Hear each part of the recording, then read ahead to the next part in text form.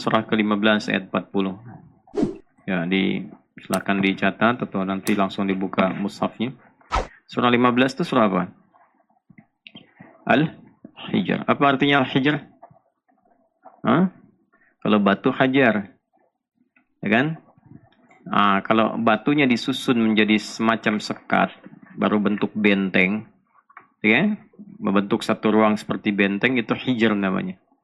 Kalau ruangnya sudah rapi, disebut hujrah. Karena itu kamar disebut hujrah.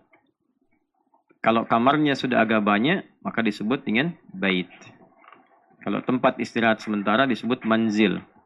Karena itu residence-nya, ambassador itu disebutnya manzil dalam bahasa Arab. Ya, karena tempat singgahnya sementara. Hijr itu asalnya benteng. Jadi ada orang-orang yang punya benteng, yang dengan benteng atau perisai itu dia mampu menjaga dirinya dari godaan-godaan setan. Intinya setan nggak tembus.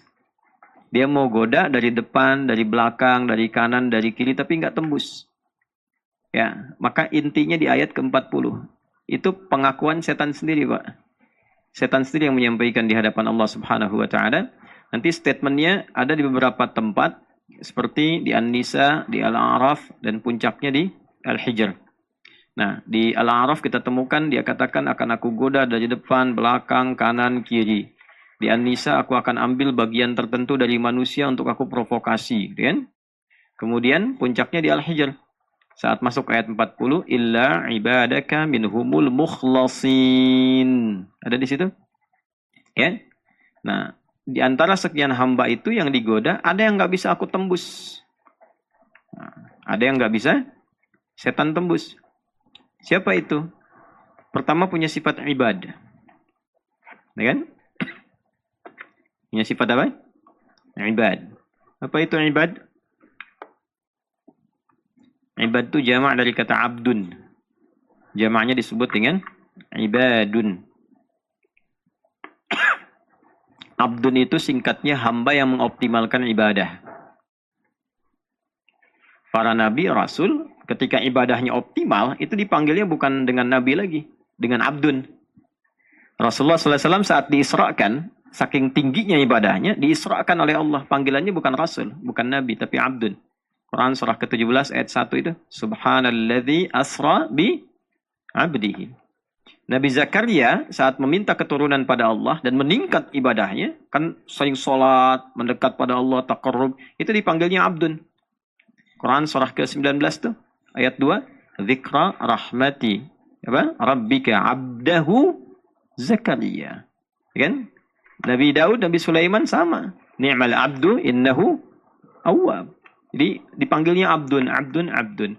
Jamak dari kata abdun itu ibad. Ya? Akumulasinya. Jadi Allah tidak hanya memberikan kesempatan kepada seorang nabi atau rasul untuk mengoptimalkan ibadah. Yang bukan nabi dan rasul pun diberi kesempatan meningkatkan ibadah. Walau statusnya berbeda, kemampuannya tak sama. Tapi dia berpeluang mendapatkan satu nama di sisi Allah, namanya siapa? Ibadun. Ya, jadi ketika kita mengoptimalkan ibadah, itu ibad. Jenisnya dua. Yang pertama, ada orang yang beribadahnya melepaskan diri dari kesalahan. Intinya, tobat dari maksiat. Nah, menghindari maksiat itu sudah ibadah. Jangan salah. Jadi bukan hanya yang ma'ruf, meninggalkan yang mungkar pun ibadah. Kan konsepnya amar ma'ruf, nahi mungkar. Tadi baca Ali Imran ya? Ya kan? Tadi kan pas tarawih mulai 109, 110 kan? Coba lihat 110-nya tuh. Kuntum khaira ummatin ukhrijat lin nasi ta'muruna bil wa tanhauna 'anil munkar. Jadi ada amr bin ma'ruf, nahi 'anil munkar. 104 juga sama kan? Waktu salat Isya tadi. Wal takum minkum ummatun yad'una ilal khair wa ya'muruna bil wa yanhauna 'anil munkar wa ulaika humul muflihun. Coba tadi yang dibaca imam dihayati ya tuh. Ya kan? Nah, jadi meninggalkan maksiat itu dapat pahala. Ya, ada tayangan yang nggak bagus nih. Lalu kita ganti channelnya, itu dapat pahala, dituliskan. Nanti kalau mau tahu saat akan meninggal ditampakkan tuh. Ya. Di akhirat dibuka. Ada gambar yang nggak bagus, kita palingkan pandangan kita, itu dapat pahala. Ada tawaran korupsi, kita tolak, dapat pahala. Ditawarin untuk nyogok dapat proyek, kita tolak, dapat pahala. Awas ya. Nah, tukang-tukang yang kerja nih di sini ya. Ya, kalau ada yang nakal-nakal bisa dapat apa? Dihindari itu. Enggak, takut sama Allah dilihat waktu ngambil meninggal gitu kan. Ah, itu dituliskan pahalanya tuh. Jangan salah, ada pahala. Jadi pahala itu bukan hanya dalam sholat. Bukan hanya dalam baca Quran. Menghindari maksiat itu ada pahalanya.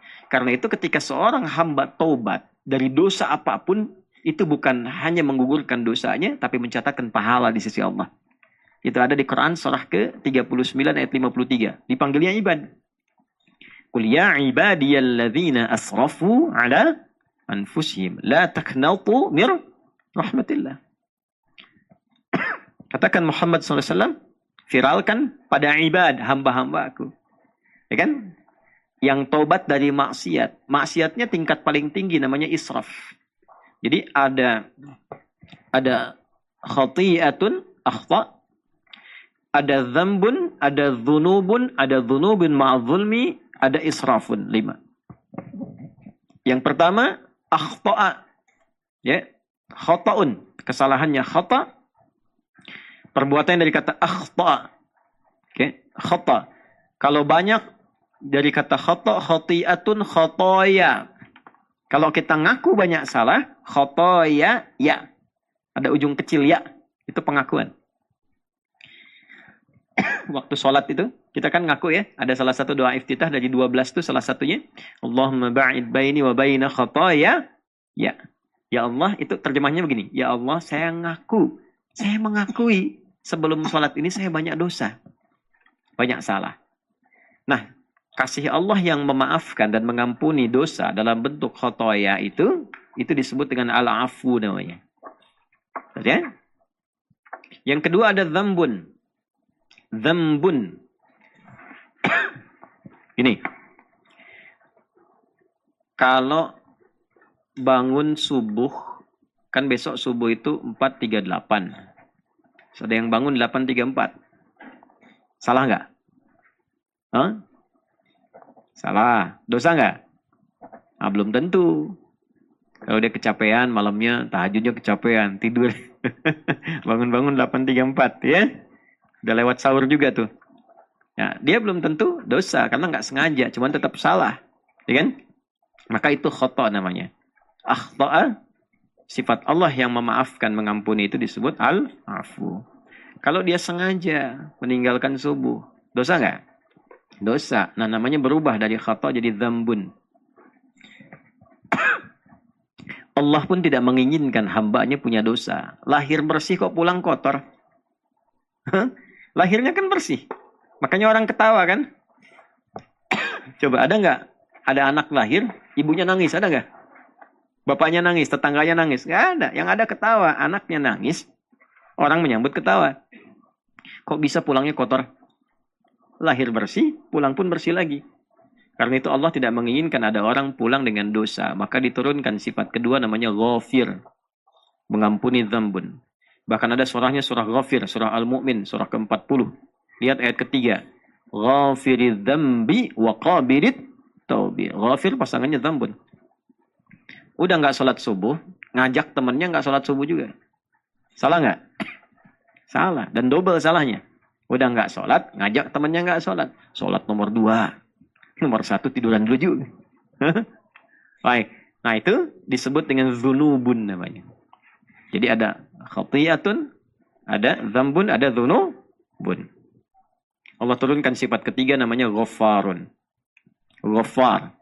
Al-afu, ghafir, ghaffar. Quran surah Nuh ayat 10. Faqultu astaghfiru rabbakum innahu kana ghaffar. Kenapa di situ redaksinya Ghaffar, bukan Ghafir. Innahu kana ghafira. Karena umatnya Nabi Nuh sudah keterlaluan. Bukan sekali 2 kali. Sudah mengancam melempar Nuh. Sudah mengancam kemudian mengusir Nabi Nuh. Kan nanti puncaknya menantang azab. Makanya di situ Allah masih sayang. Diturunkan kata apa? Ghaffar.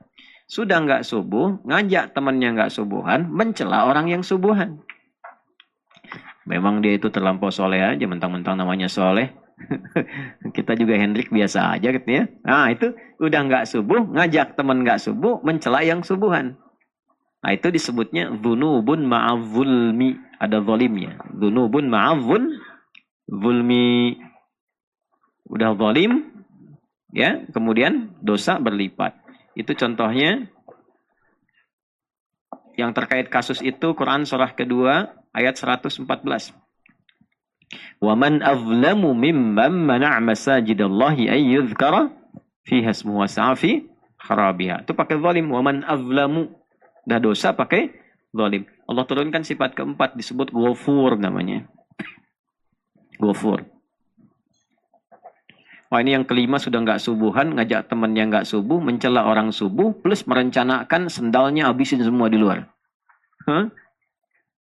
Ah itu israf namanya, diborong semua.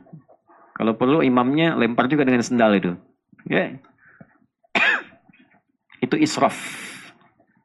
Israf itu berlebihan. Jadi kalau sudah makan sekali pop mie, ngincer lagi habis tarawih. Ngincer lagi habis witir, ya. Nah, jatahnya harusnya 1, misalnya ngambil 10. Nah, itu israf. Prasmanan ikut ke pernikahan, numpang lapar aja, udah ngantri sekali, ngantri lagi 5 kali ngantri, itu israf. Itu israf di makanan. Ada orang israf dalam dosa. Jadi kalau orang lain sudah ngerjakan dosa, dia belum, penasaran. Allah turunkan sifat kelima namanya Rahim. Dan ketika mengampuni yang kelima ini, dipanggil hambanya dengan ibad. Karena tidak mudah orang memiliki dosa yang berlumur, pernah mabuk, pernah bunuh orang, pernah zina. Terus taubat itu nggak mudah loh. Nggak mudah. Ya. Demi Allah nggak mudah itu. Orang ngambil sendal orang lain aja belum tentu mau taubat itu.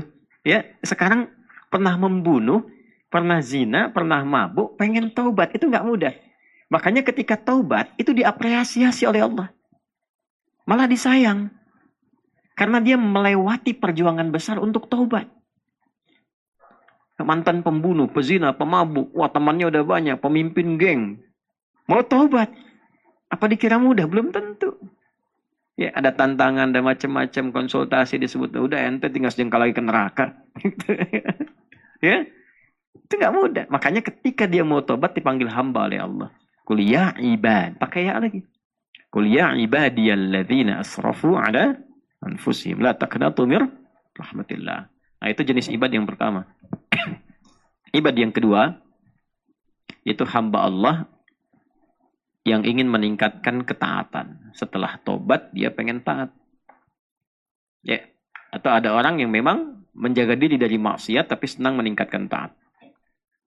Senang sholat, senang baca Quran, ya, senang puasa, ya. Senang aja, senang meningkatkan ketaatan. Itu dipanggil ibad juga. Jadi ibad itu untuk orang yang soleh dan orang yang salah. Gitu. Biasanya kalau sudah banyak ibadahnya, dekat nggak dengan Allah? Dekat. Disayang nggak? Nah, kalau sifat Allah yang menyayangi hamba di dunia namanya apa? Rahman. Makanya kulidullah awidur Rahman. Karena itu bagi hamba yang taat ini, yang sudah meningkat ibadahnya, ibadnya ditambah dengan Rahman. Ya surat Al-Furqan. Wa ibadur rahmanil ladzina yamshuna 'alal ardi hauna wa idza khatabahumul jahiluna qalu salam. Nah, kita di Ramadan ini diminta oleh Allah meningkatkan diri menjadi ibad. Kalau banyak maksiat, banyak tobat. Kalau bisa menjaga diri dari maksiat, tingkatkan taat. Sehingga naik status jadi ibad. Kalau sudah jadi ibad, belum minta, langsung dijawab. Karena Allah tahu kalau hamba itu meningkatkan taat, pasti ada maunya. Pasti minta. Makanya sebelum minta, dijawab. Dan jawabannya pakai ibad. Di ayat paket puasa, di 186. Paket puasa itu kan 183 sampai 187 di Al-Baqarah. 186-nya ada kalimat ibad di situ. Wa idza sa'alaka ibadi anni fa inni qarib. Ujibu da'watad da'i idza da'a. Teruskan. Ibad sifatnya kan menjawab terus kan seruan Allah, taat kan? Falyastajibu li wal yu'minu la'allahum yashkurun. Nah, itu ibad dulu tuh. Tapi jadi ibad saja setan masih tembus, Pak. Nah, buktinya antum sholat tadi masih digoda setan kan? Ya, ada nggak rasanya kan? Ke bawah-bawah, kebayang-bayang, kelupa-lupa, gitu kan? Masih tembus tuh. Maka bagaimana caranya supaya setan yang goda itu kita perketat celah untuk godaannya, supaya minimal celah-celahnya ditutup, lama-lama nggak mempan menggoda. Ya, maka naikkan statusnya bukan hanya ibad, tapi berusaha untuk ikhlas. Berusaha untuk apa? Ikhlas. Makanya prosesnya disebut ibadah, kemudian usahanya disebut dengan mukhlis. Maka muncullah surah ke-98 Al-Baqarah ayat ke-5. Wa ma umiru illa liya'budullaha mukhlishina lahuddin. Berusaha ikhlas. Karena itu di ayat puasa tadi, falyastajibu li wal yu'minu bi. Iman di situ ikhlas maksudnya. Jadi tanpa pamrih, kalau mau tarawih, udah niatkan aja lillah. Nanti siapapun imamnya, apapun yang dibaca, kita bersyukur. Karena niatnya karena Allah kok, Allah yang pilihkan. Ya kan? Kalau kita mau puasa, niatkan lillah. Jangan diniatkan karena lihat waktunya, jam berapa buka nih. Jam berapa sahur. Apa menunya. Nanti begitu yang didapatkan bukan sesuai harapan, kecewa, kenalah puasanya. Aduh, capek-capek nahan 8 jam. Dapatnya cuman kentang. 12 jam tahan-tahan dapat cuman teri. Kemarin ayam, ya kan? Nah, yang kena puasanya. Padahal yang disoal makanannya kan? Ya? Nah, jadi kalau kita sudah niatnya lillah, apapun yang didapat itu lapang. Nanti kalau sudah lapang semua. Nah, lapang semua. Jadi lapang semua itu dalam bahasa hadisnya disebut dengan halawatul iman. Dia melihat semuanya sebagai anugerah Allah. Ajaban di amril mu'min. Sangat mengagumkan perkara orang beriman. Maksud iman di situ orang yang ikhlas. Ya, jika dia mendapati kebaikan, dia bersyukur. Jika dia mendapatkan duka, dia bersabar. Jadi dia melihat semuanya itu sebagai pemberian Allah. Sakit, alhamdulillah, bisa sabar. Sehat, alhamdulillah, bisa syukur. Dapat proyek, alhamdulillah, bisa bersyukur. Nggak ada proyek, alhamdulillah, bisa sabar. Toh dengan belum adanya proyek, saya bisa ngaji, saya bisa tahajud, bisa sholat, bisa doa. Begitu dapat proyek, alhamdulillah, bisa sedekah. Ya, bisa semangat. Nah, itulah yang disebut dengan syukur dan sabar. Kalau semua terlihat seperti itu, berubah dia dari mukhlis jadi mukhlas. Hasilnya itu mukhlas. Pak Mukhlas, bapak yang berhasil ikhlas. Pak Mukhlis, bapak yang berusaha ikhlas. Ya kan? Masjid Al-Ikhlas, masjid yang mendidik kita supaya punya sifat ikhlas. Jelas ya? Itulah mukhlis dan mukhlas. Kalau sudah mukhlas, susah setan menggoda. Tapi mukhlasnya harus punya sifat ibad. Sebab kalaupun namanya mukhlas gak punya sifat ibad, susah. Jelas ya? Nah, jadi yang tadi saya ingin sampaikan, pertanyaan Bapak tadi, bagaimana kita bisa menekan celah-celah setan itu untuk menggoda? Yang pertama, bisa dengan menjadi hamba, memperbanyak ibadah, dan menjadikan ibadah itu ikhlas karena Allah. Ibadah sifatnya dua, tadi, menghindari maksiat, karena itu tekan semua pintu maksiat. Nafsu kendalikan. Ya, jangan semua dimasukin tuh, setan gampang masuknya. Itu kalau kebanyakan makan, makanannya enak, ditiupnya gampang, ngantuk. Kayaknya ibadah dikit ya. Gampang sekali. Gitu. Nafsu itu kendalikan. Kendalikan apa saja nanti. Arahkan kepada yang baik. Kemudian maksiat dijaga. Kalau kita bisa jaga maksiat dari ujung kepala sampai ujung kaki, setan juga capek. Ya. Ah, itu goda tuh sana. Aduh capek. Gak tembus. Ya. Tapi tetap menggoda, cuman gak tembus. Yang kedua, tingkatkan ketaatan. Jadi hindarkan maksiat, tingkatkan taat. Allahu a'lam.